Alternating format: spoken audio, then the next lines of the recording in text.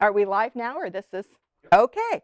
I'm Penny Haren, and in this segment, we're going to talk about log cabin quilts. But first, I want to tell you that I am in Cotton Corner, which is a sister company to Yoders Department Store, which is right across the hall. And I'm not wearing a mask because they're keeping everyone 6-foot distance from me because of the camera, etc. So I do want you to know that the store and all of the employees, all of the customers are following rules. Everybody has a mask on, and I'm very conscious of that because I have a lung issue. And so I felt very comfortable yesterday being in here. So just because you see me without a mask, everyone else is wearing them. And hopefully you'll view this in the future sometime and not have a clue what I'm talking about when I'm saying COVID and everybody's wearing masks. So we're looking forward to that day. So we have a new Creative Grids ruler coming out. Some of you are not familiar with the log cabin rulers, but actually it just came out this last week. And so this is the debut of that ruler. And a lot of the designers were nice enough to send me samples. So we'll be showing you those later. But for those of you who do not know how to use our log cabin trim tools, I've got some storyboards, and I'm just going to give you a little bit of an overview. And I love our log cabin trim tools. It is my favorite tool of all time, so much so that I wrote a book on the 6-inch log cabin. So I have made thousands of these blocks, and the reason I am so successful doing it, it doesn't matter what size the logs are. You always cut them 1/4 of an inch larger than you need and trim down each round as you go, so they end up being perfect. And so instead of compounding an issue in the beginning, so you end up with a wonky log cabin, you're fixing it every step of the way, and so your blocks all end up the exact same size, and they go together beautifully. So this is an example, and Brian, is this going to show up well? Okay, and so on this one, you'll notice this is your center square, and I'm adding, in this case, this is a 6-inch log cabin, so this is reduced in size a little bit, but it'll give you the idea. On a 6-inch log cabin, the logs are going to finish to 3/4 of an inch, and the center is going to be 1.5 inches, because the width of the log is always half the width of the center square. So on this one, these logs, because they're going to finish to 3/4 of an inch, normally I would cut 1 1/4 inch strips because that would be adding my 1/2 inch seam allowance. But in the trim tool, we have you add an additional 1/4 of an inch. So if your seam allowance is off a little bit, if you cut a little bit off, or you're using pre-cuts, it's not going to matter because we give you that little bit of a fudge factor. So, and this is a traditional log cabin. So I am sewing 2 lights and 2 darks around the center square. And then there is a center square that is printed on the ruler. And we have them all packaged here, but you can see these squares that are on here. They're marked round 1, round 2, and round 3. Doesn't matter if you're using a curvy log cabin or which log cabin you're using. I put that square literally so the lines on the ruler are right on my seam lines. Trim 2 sides, rotate it, and trim the other 2 sides, and see how that's absolutely perfect. No threads hanging off, no little things that you have to tweak into the next round, which always created problems with me because they didn't come out accurately.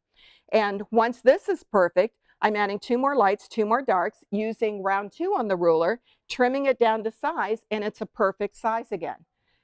You do that the 3rd time, and depending on what size ruler, I'm going to have a perfect square.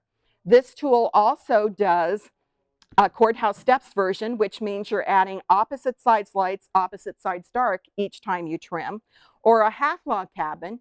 And the squares are on the tool because on a half log cabin, you're adding a light on one side and a dark on the other, and you're just adding it to 2 sides of the square, and you get your half log cabin. So it will also do a version of the courthouse steps where this is in the center, and you're sewing all of the rounds going around out of the same fabric and switching the color. And to give you an example of that, that's the cover of this book. Can you see how those squares, it's using the same color as you go around? So you can do all 4 variations of a log cabin with each tool, but you can't do a 6-inch or 4-inch with a 6-inch because it would the logs in the center square are different. So the log cabins, traditional log cabins, come in 4, 6, 8, 10, and 12-inch sizes now. And when we're talking about traditional log cabins, we mean that all of the logs that are going around the center square are the same width in each round. Okay, then we also have curvy log cabins, and in the curvies, you have narrow strips that you're sewing on two adjoining sides and wide on the other. And there's two sets of squares on the ruler, one to trim the narrow side and one to trim the wide. And so by doing that, you create these curves in the pattern that make it look like balls and things. So I'll show you some examples of that. The curvy comes in 4, 6, and 8-inch sizes. And by the way, if you ever need any creative grids, Yoders carries them all. So go online and look. If you don't see it there, just give them a call because they have everything. Okay? Now we're going to show you a few examples of these. And I brought this one and did it first because I think Linda made a sample of this and it's hanging in the other store. But this is a flag, and if you can move over a little bit so you're right on camera. This one has soft and stable in it. And if you're not familiar with soft and stable, it is a product that by Annie Unrein that they use a lot in bags. But I found if I use it in the, instead of batting, in my wall hangings, they lay totally flat. Now this is a little wrinkled because it's been in a suitcase, but I would just press it and I could hang it on my wall because this is made actually to hang on a door. It's the width of a regular door, so I can hang it on my door for the holidays.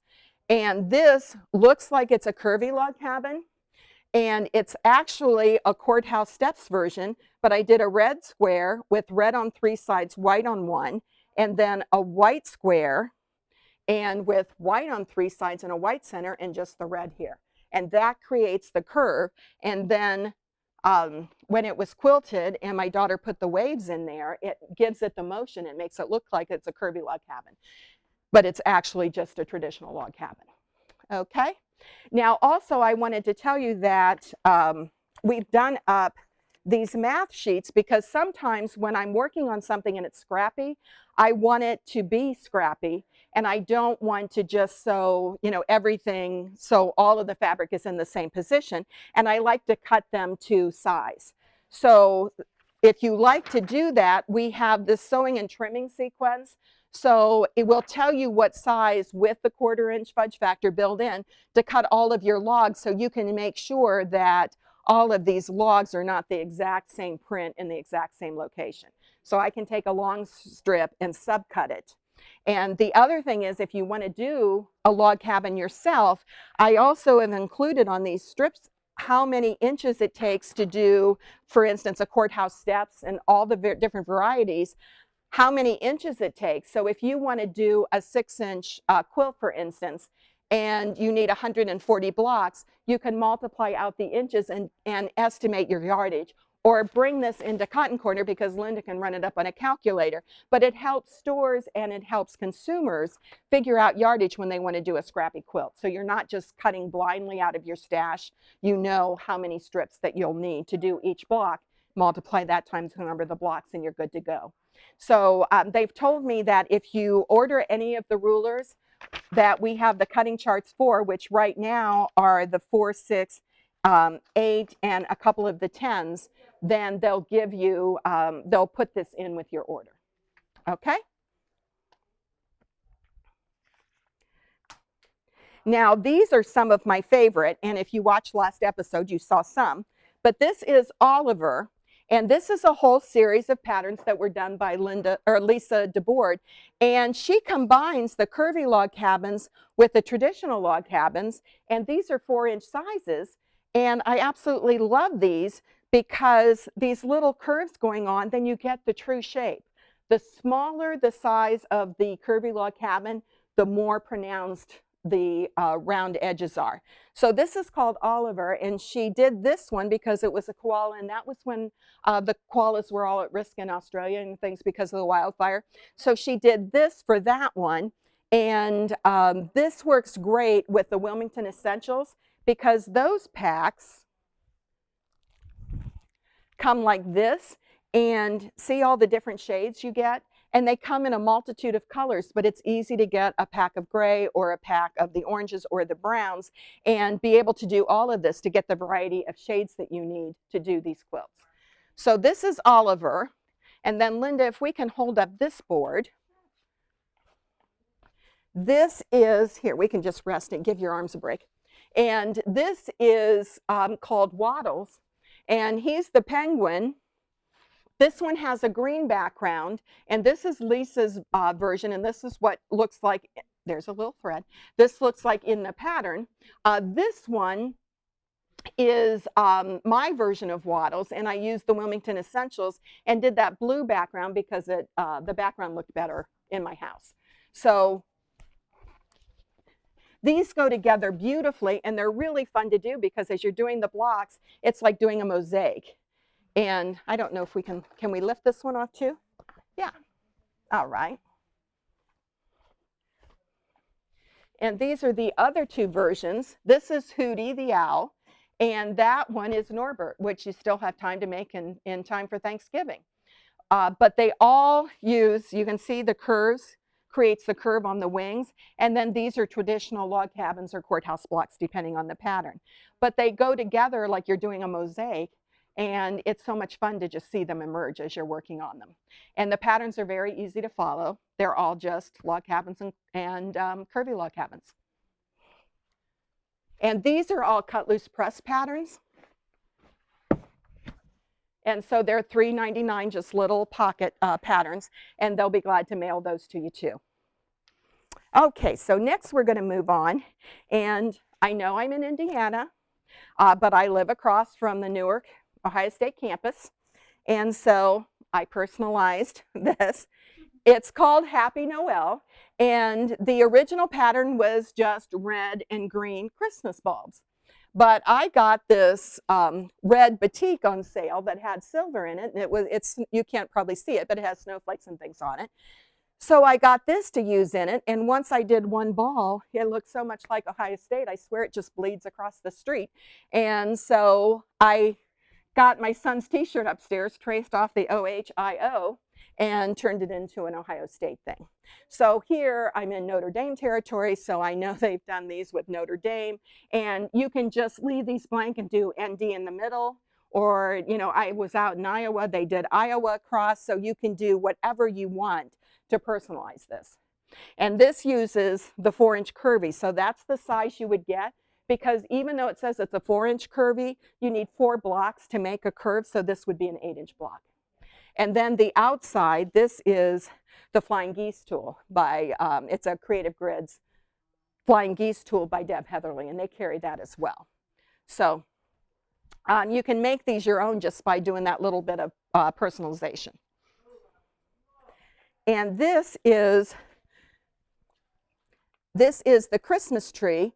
These are traditional log cabins. These in the center are traditional, but see how the branches of the tree are created with the curvy log cabin?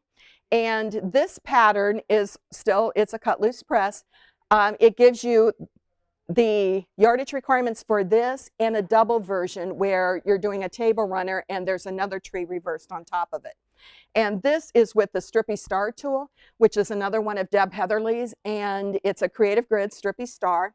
And all of these points float. So if you notice, I'm such a great piecer, everything came out perfectly, and it was just the tool, I had nothing to do with it. But to get these very sharp points, if you did it the old-fashioned way, those points would have to meet on the outside, and I would always cut them off. With the Strippy Star tool, we give you a fudge factor, so they float a little bit, and so the actual end of the block is there, but you don't notice that, you just notice that the star points are perfect. And this version is also, this is for the 4-inch log, curvy log cabin. There is a big one that is a big wall hanging that uses the 8-inch curvy. So it does have both versions, but this is the little one that I brought. Okay, now we're going to start showing you the new ruler. And I'm really excited about this. If you can only buy one log cabin trim tool, get this one. Because I don't think Linda's heard about this one yet. And so it has the large squares here. Those are for 2-inch finish centers and 1-inch finish logs. And then it has another set of squares over here that are for 1-inch finish centers and 1/2-inch logs. So you can do 2 different sizes, and I can combine them, and we call it the duo because I can combine 1-inch strips on one round with 1/2-inch strips on another, and you get all kinds of design potential.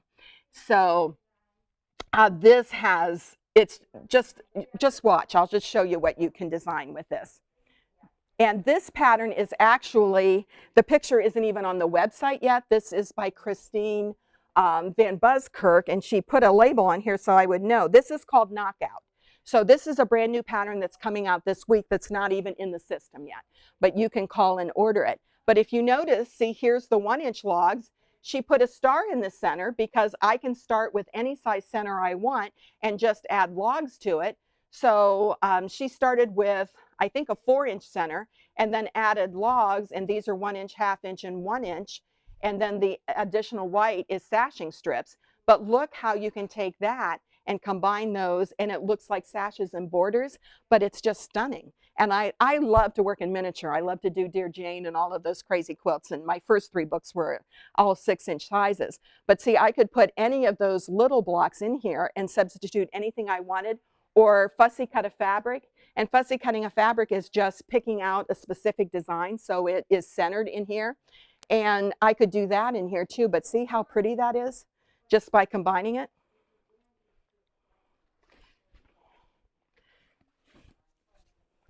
Yeah, yeah, I thought this is more your style.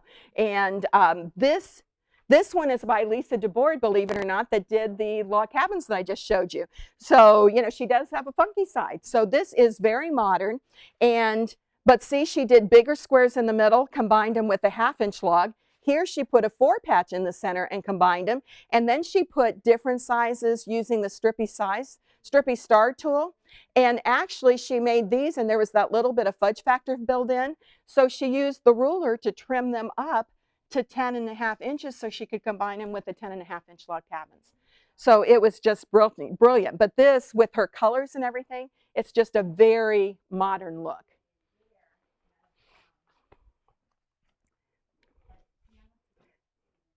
And, oh, here, let's do Christine's other ones, because this will give you more of an idea. See, this is called Inside Out, and if you notice, she started with a 1-inch center instead of a 2-inch, which you can do too, combined it with 1-inch and then 1/2-inch and 1-inch logs. So by doing that, it looks like picture frames going around it, but she started so the dark is on the outside and the light is on the outside. So if you're playing with the ruler and doing those, don't do all your blocks if you want it to have this look. So it's alternating, you know, lights and darks going across. Make sure you do half your blocks with lights on the outside and half with darks on the outside. And this is another one of Christine's. And this one, she's, bless her, floating logs. Yeah, floating cabins. And on this one, she actually did 1/2-inch logs, but she figured out if she moved out 2, you could end up with 1.5-inch strips. So you can do with this tool, with this pattern, she explains how you can do 1/2-inch and 1.5-inch logs, and then the instructions tell you how to do 1-inch. But this, to me, looks almost like a stained glass. So isn't that gorgeous? And then she quilted it in circles, so it really gives it a nice softness to that geometric look. And it's all with batiks. Now this is one that I did with Wilmington Essentials, and again it has this has Shannon on the back, which comes in 60-inch wide, and it's a cuddle type fabric that is absolutely wonderful. And this is a large twin, and it's called My House. And so the idea is we're going to eventually ink all of the addresses where my children have lived and I've lived and they've lived. And we found out between all of us, between dorms at college and all of that stuff, we have 48 and or 47. So we need somebody to move one more time, and then we've got every house called for. But with this, I did the Flying Geese tool 4x8 as the roofs, And then this is the half log cabin, but if you notice, the door is not a square, and so I have you mark this. So there's a line here that you line up with the ruler where the first square would be, but this actually is the first log added to the square. So you can start with a rectangle to create the houses. And then this is the half log cabin version, and look at that, I got a pin sticking right in the middle of it. So just like home. And on some of these, I added chimneys. And so what I did was cut these just like the flying geese ruler tells you to. And then I just inserted a strip and then trimmed the outside. So I added chimneys to some of them and some of them not. And I decided that it was a little bit more work. And so not so many houses need chimneys because they didn't have fireplaces in their dorms, and we're good to go. But you can see on that quilt, Linda, if you bring it over, the Wilmington Essentials packs I'm talking about. See, here's the green pack, the purple, the blue, the red, and the gray. So it worked out beautifully to use those because you can see all of the different shadings that you get in one pack. And this is my favorite because I love quilts that support you know, for Quilts of Valor. And this is a big Quilts of Valor, but I know they do make them other sizes. And this again is using the Wilmington grays, blues, and the ruby reds. And this is just using the traditional tool, 10-inch log cabins, 1-inch logs with 2.5-inch centers. And see, it's a large, because they're 10-inch, this is 60 by 90. So it's a true, what they consider a twin quilt. Okay, but see how, can you even see that star, Brian? Maybe if we fold it here, they can see the star that's showing. Yeah, Linda, you got to grab it right up there. Yeah, up there, okay, so they can see. There we go. So, Brian, is that showing? Can you see the star? Oh, right.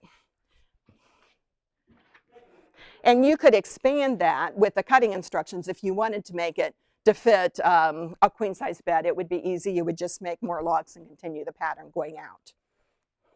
Now this is, and also, by the way, if you look on the website under log cabins, it has everything I'm talking about listed. There are some more patterns for the 10-inch log cabin trim tool that have come out. I just don't have all of the samples because some of them are in New Jersey and some are in Washington, D.C. So I don't have all of those, but you can see that there's already 10 patterns that support that, plus the one I showed you that's coming out next week. So there's a lot of support for that ruler, and you're going to see a lot more coming because the potential is just amazing to be able to combine narrow strips, wide strips, and go out. And I haven't tried it yet, but I think with that tool, with the 1/2 inch and the 1 inch, I should be able to do curvy log cabins too by trimming one side with the narrow and the other with the 1 inch. And I've drawn them up in EQ, so I know I can. I just haven't had a chance to write a pattern for that yet. So you're going to see a lot more coming to support that tool. Okay? And the next thing I want to talk about is cutting your strips. Because when I'm working with the 4-inch log cabin, the traditional log cabin, they call for 1 1/4 inch strips. If I'm working with the 4-inch curvy log cabin, it also calls for 1 1/4 inch strips for one side, and then I think it's 1 1/2 for the other. But 1 1/2 inch strips are easy to cut on the ruler because our rulers have this 1/2 inch right here. So if I want to cut 1 1/2 inches, I just go over to the 1st inch line, and that's easy to do. What I love about all of the Creative Grids rectangles is we also have centering lines. And so this white line that's down the center in both directions allows you to like cut a stripe, for instance, in a border and keep it square down the center. But what I use it for the most is when I have to cut 1/4 inch cuts. So on those 1 1/4 inch cuts, I can take a jelly roll, and this has 2 of them in it, but this is 2.5 inches wide. I put that 1 1/4 right on the outside, and I'm slicing them right in half.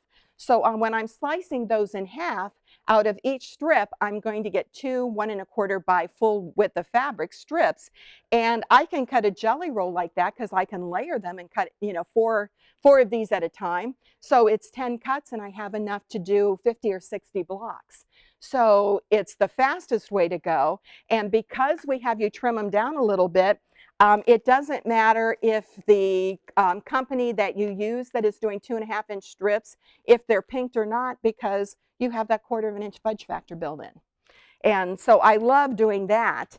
Then if you're doing, that's for the 4-inch. If you're doing 6-inch, you need 1.5-inch logs. I can take any of our rulers and just use the 1/2-inch measurement here, go over 1 inch to cut the 1.5. But if you're doing the 8-inch, it calls for 1 3/4-inch logs. And I used to honestly just cut them at 2 inches because I didn't want to have to figure out the math going across, and I'm a math person and I didn't want to do it.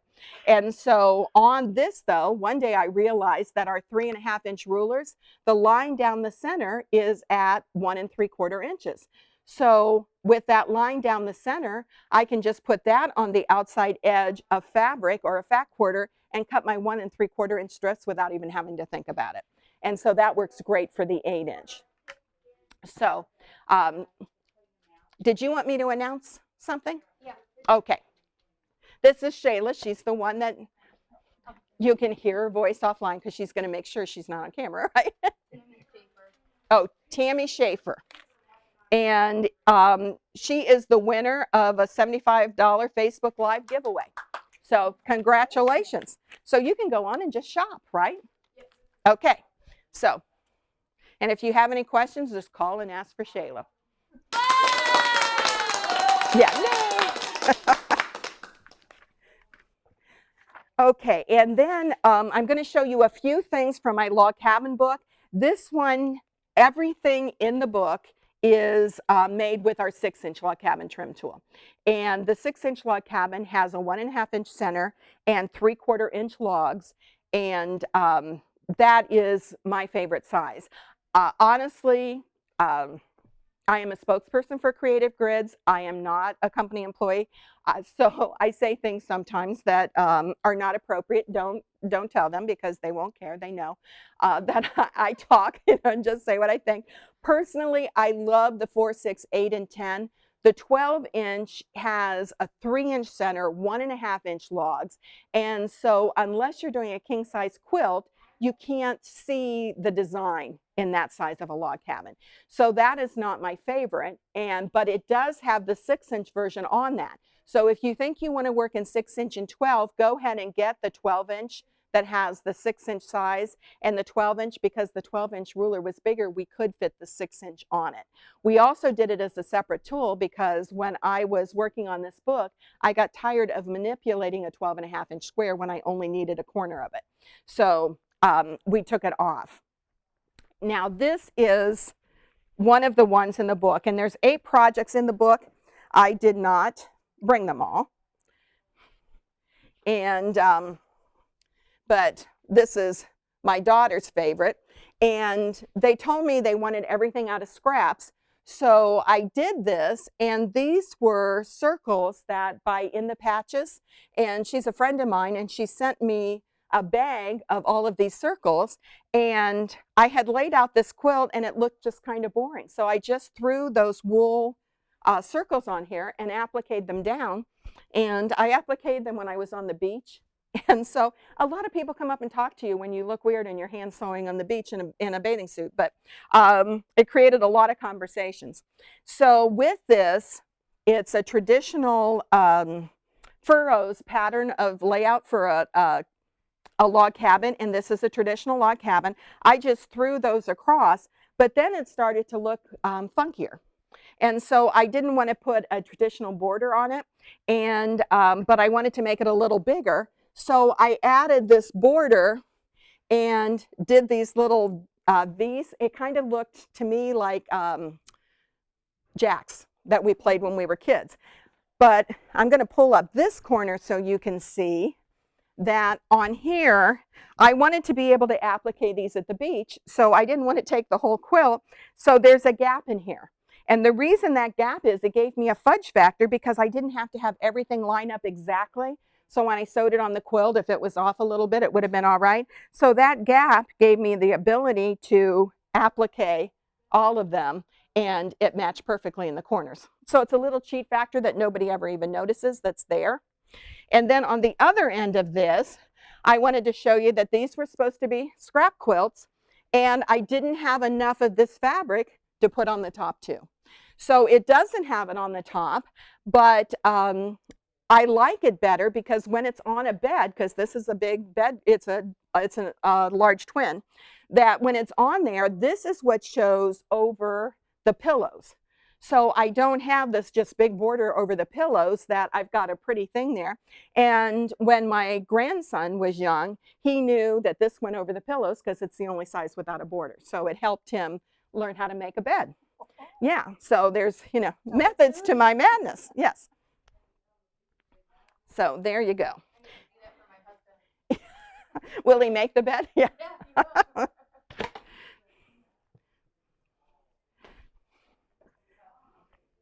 And then this is one of my favorites. And I don't know if you can see it, but Linda can testify. This quilt was quilted in gold thread. So with gold thread, even though these are red log cabins and those are all wool accents, I just cut them out to size because you don't have to turn the edges of wool. And so it was felted wool, which means that it was just heated, and you know, I literally boiled it and then put it in a dryer, and so it would shrink as much so it doesn't fray. And I stitched these all down by hand, and then when she stitched it, she did these swirls that she did on the rest of the quilt, and you can't even see it because it absorbs into the wool. And I don't like to keep this much space not quilted because then it stands to stand out. We call them hooters in Ohio. You don't want those hooters on your quilt. And so this kept everything in place. Now, I originally made the center, and it was supposed to stop right there. And then my son, who is a school teacher, became head of the math department at the high school. And so I thought this would be a perfect quilt to honor him for that. And but he's a big guy, you know, he's not a quarterback, he's a linebacker. And so I added this border, and with this border, it's made out of 2.5-inch strips. But if you take two 2.5-inch strips and put them right sides together, sew them into a tube, cut them to the width of the border you want. Remember that line that I told you that goes down the center of the tool? I put it on the outside edge, and that cut these in half. These end up being 3/4 of an inch, which is the exact width of these. So it fit beautifully, and see, I could even miter the corners then. And so the only thing I had to do when I added this inner border to give it a break, this had to be 3/4 of an inch finished too. So the book tells you how to do that, but that's one of my favorite things. And it adds so much interest to the quilt. And I absolutely love doing this. And this took 4 hours and 40 2.5-inch strips. So there are probably 130, 140 fabrics in here. When I decided to add this border, I just went up into my stash and started cutting more 1.5-inch strips. And it didn't matter that there's colors in here that aren't in the center. Nobody ever notices. And the other thing I want to show you is, let's turn down the end, because when this is laying on a bed, so many people spend so much time on the middle of the quilt, but when they get to the borders, they just add an 8.5-inch strip of some fabric. And this is what's hanging off the bed. So when I walk past this bedroom and this is hanging off the bed, it's really pretty. And so it draws interest in there. And once again, I didn't have to go buy a bunch of fabric to get a 6.5-inch border. It was all out of the stash left over. Now, I also do this a lot because whenever you're making a quilt, you know, you always have that stack of leftover fabric. And some designers consider a 45 by 60, for instance, a lap quilt. That's not my family. That's for, you know, my 5-foot daughter. The rest of us, that covers our toes. And so I take all of that scrap left over and cut it into 2.5-inch strips and do this kind of a border, because I can add, if I can get 40 strips out of there. If not, then I go into my stash and get something else that I can throw in because you don't notice it. And so I have enough to cover that, because 2 strips I think does maybe 18 inches of that, if I remember right. And so I can kind of calculate how much I need, and I can turn these 45 by 60 inches Those now are going to be 57 by 72, which is a nice size throw for my family. And it also is, I can still use 60-inch wide cuddle on the back, and this 60-inch wide batting. And because I asked, this is an exclusive of Checker, but I asked Warm Company to cut their widest backing, or their widest cotton batting, in half. So this is only 62 inches wide. So it's perfect to use with these throws because you don't end up having to buy 90 inches of batting and have that 30-inch strip that brings home that is always about 2 inches short when you need it to use it for a table runner. And so this works out perfectly, and it comes in 15-yard bolts, and you can order an entire bolt of this because it's reasonably priced and just have it to give to your machine quilter or use at home. And here's a few other projects from the book. This is going to go on my table when I get home because this is what I do at Thanksgiving. And once again, this is Little Bittersweet in a pumpkin, and this is the center, and that's out of wool. But I wanted you to see that with a traditional log cabin, that I could put 4 of them together, and it gives you a great background for an applique. And then these are log cabins, but they're all done in darks, because I could have put a plain border on it, but I honestly didn't have enough fabric to do. I would have needed a full yard that went with this to put that border around it. And by doing the log cabins, it's all out of scraps, and it looks gorgeous. And again, I used up my stash. We were prepared for COVID. Yes, we were. Forever. Thank you. And did one of those, I don't have a scrappy binding on it. I can't remember if the one underneath that does. Because a lot of times when I'm doing scrap quilts, I'll put on scrappy bindings and I'll just use all of the strips that are left and sew them together, or binding strips. You know, when you're putting a binding on a quilt, I have a whole bin of those pieces that are left that are already folded, etc. And so I'll piece that together and put a scrappy binding on, and nobody's ever noticed, you know, that I do that. But again, it's a free binding and a great way to use up your stash. So since they've had me start doing these scrappy quilts, I'll tell you that I've used up about 185 yards of stash a year, because I write the pattern so I know how much it uses. And so that sounds real impressive. You should all be standing up and clapping for me. But 185 yards is 10 yards is on a bolt. So if you think about that, that's about this much right here. So I still have a closet full of stuff, and I live alone now, so I have a 4-bedroom house, so I have 3 closets full of stuff, and that's okay. So I was totally prepared for COVID. Okay, this one is dear to my heart because it is, these are iridescent buttons that were my grandmother's. So they were probably from the 30s or 40s, and my granddaughter was playing in my button box one day, and she wanted to take them home.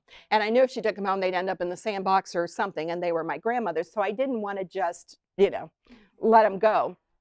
So we took her jean pocket and did pocket full of posies. And so this is her jean pocket, my grandmother's buttons. So it's a 5-generation quilt. So that came out real cute. And this is Bird Brain Designs. She usually comes out with a blue and a red, and I love her. She's the sweetest person in the world. And I love her lines because it's a more vibrant blue. And so those are made with her fabrics. But, you know, jeans have 2 pockets. So, and this is in the book as well. But see, here's a pocket that you can put your silverware or napkin in or whatever. And then I didn't put buttons on this part because I wanted to be able to put a plate on it. So this is the placemat that goes on the table. And this is called You've Got Mail. And it's a little jean pocket as well. And I made these with the 6-inch ruler. I've made them with the 8-inch ruler. And I put the grandkids' names on here, so they put them on their bedroom doors. So when I go up, they can leave notes to each other. I can leave notes for them or whatever in there. And so it's a place to put the added encouragement. Now, this one is not in the book. This is a separate cut loose press pattern. And so because people love the pocket idea, and so this way they can work with the pockets, learn how to do it and everything without having to buy the book. Okay? So, oh, I wanted to talk, do I have enough time to talk about fabric? Okay, All right, so I just want to talk to you a little bit about organizing your stash so that you can do the scrappy quilts like I just showed you, because really when people are using up their stash, most of the time they're talking about doing log cabin quilts because it's a very easy way to use up scraps because you're working with narrow strips and it doesn't matter how long they are, because if I have short strips I'm going to use them for the logs in the center. If I'm doing longer ones I'm going to add them to the outside. So it's not a big issue. So it's a great way to use up scraps. And so at my house, I have my grandmother's crocks from, when she used to make sauerkraut and all of that stuff.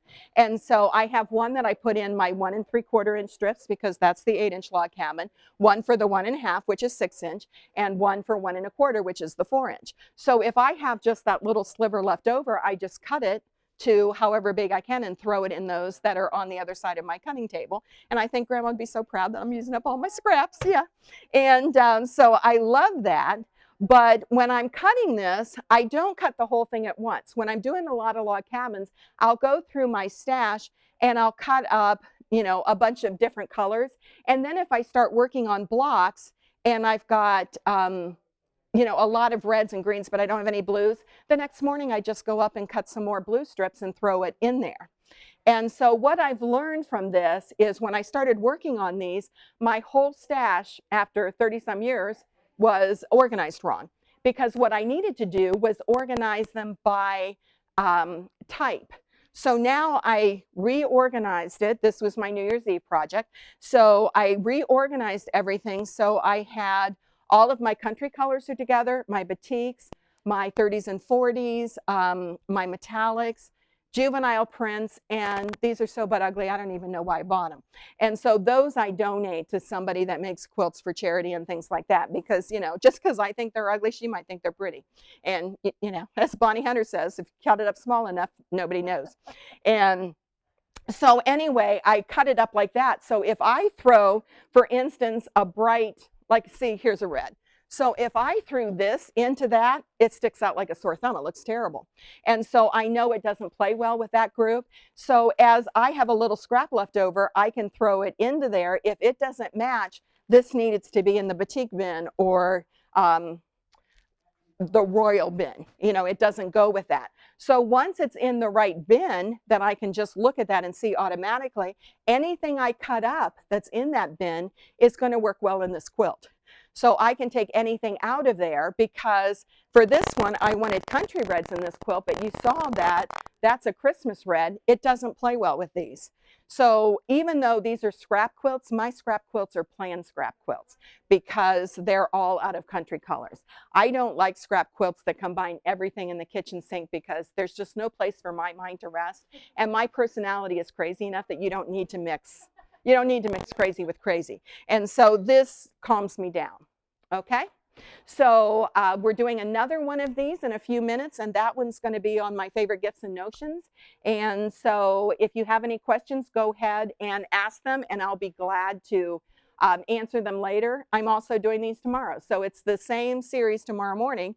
So if you have any other questions, come back, or if I see the questions today, I'll answer them tomorrow. So thanks for joining. All right.